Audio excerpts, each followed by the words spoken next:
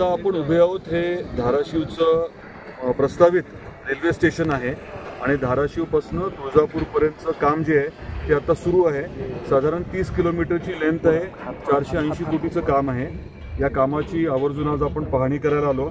युद्ध पातळीवरती काम चालू आहे, 30 महिन्यात करणं अपेक्षित आहे, परंतु टार्गेट आपण त्यांना दिले ते 22 महिन्याचं आहे।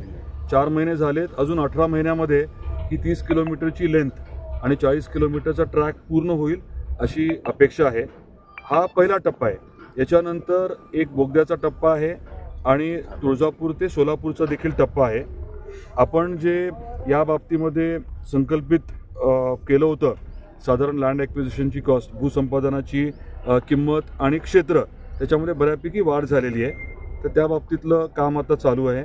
2019 मध्ये 2012च्या रेटच्या अनुषंगाने एस्केलेशन धरून त्यांनी जे एस्टिमेट केलं होतं त्याच्यातही काही बदल आहेत। आता ती प्रक्रिया आता चालू आहे। दोन्ही विषयांच्या बाबतीमध्ये राज्य सरकारकडे विषय गेला आहे आणि रेल्वे बोर्डाकडे गेला आहे, त्याचा पाठपुरावा आपला चालू आहे आणि येणाऱ्या काही दिवसांमध्ये पुढचे जे दोन्ही टेंडर आहेत त्याचं देखील प्रक्रिया पूर्ण होईल आणि ती कामं देखील सुरू होतील।